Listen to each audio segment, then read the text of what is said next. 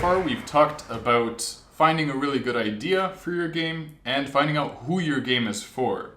Now is the bread and butter. The cycle of how games get made looks something like this. So you have an idea for a game, then you make that into a prototype, and then you test the prototype, you learn from the test, then you decide what changes to make to the game based on what you've learned. So some things will work, some things won't, and you'll implement those changes in your next prototype, you'll test that again, learn, and so on, until you have a game that you're really happy with and people like, and you know what it is. My piece of advice for prototyping is you don't need all answers when you're making it. So often we'll actually leave things blank when making a prototype. Really, you want to get it to the table because most of your game ideas are gonna come while watching the game play, and you'll realize players want to do this. Well, then let's make that a part of the game.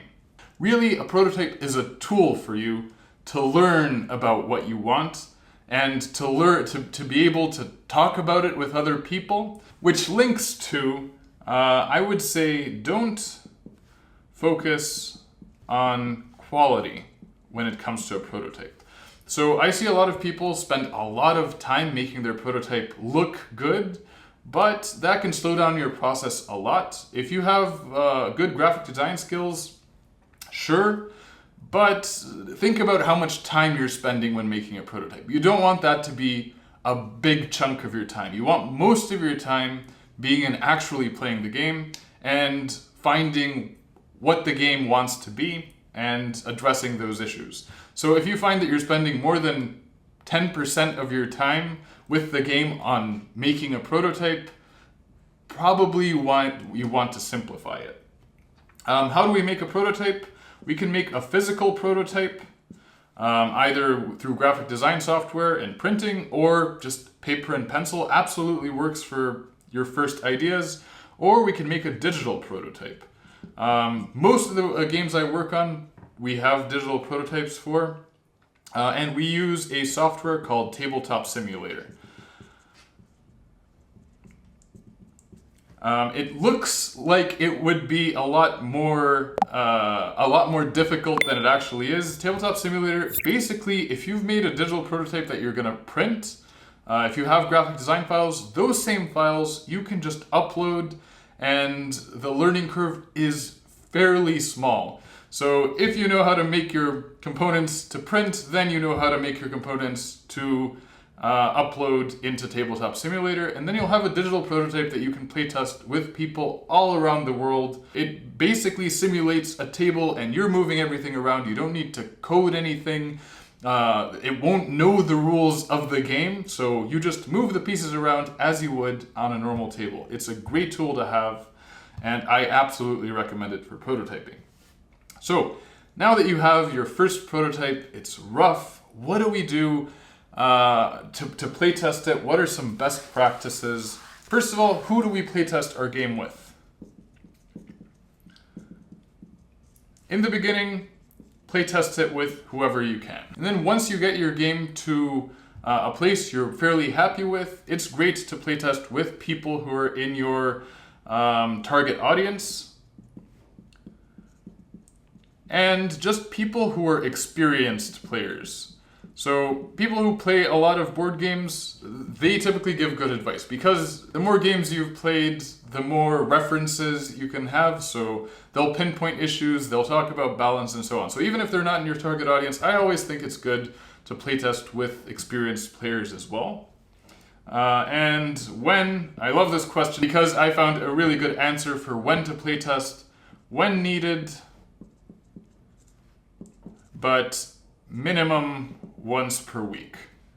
So you want to keep it fresh in your head. If you find yourself not playtesting the game and just fiddling around with graphics and the way the game looks and so on, you want to have little deadlines. It's so easy for you to think the game has more problems than it does when you're not actually playing it.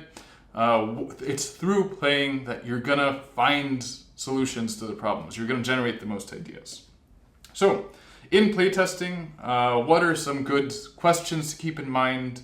How do you go into a playtest?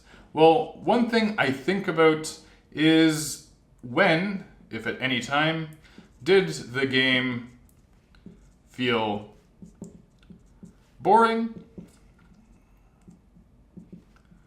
or frustrating?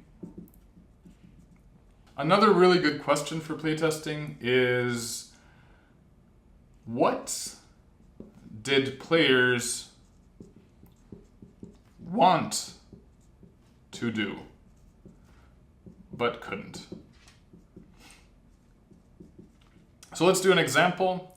What do players want to do? So let's say we have a card shedding game where players have a hand of cards and the aim of the game is for them to get rid of all their cards. Maybe one thing players want to do is to be able to get rid of multiple cards on their turn. So that could be a card ability. That could be a special player power that they earn throughout the game.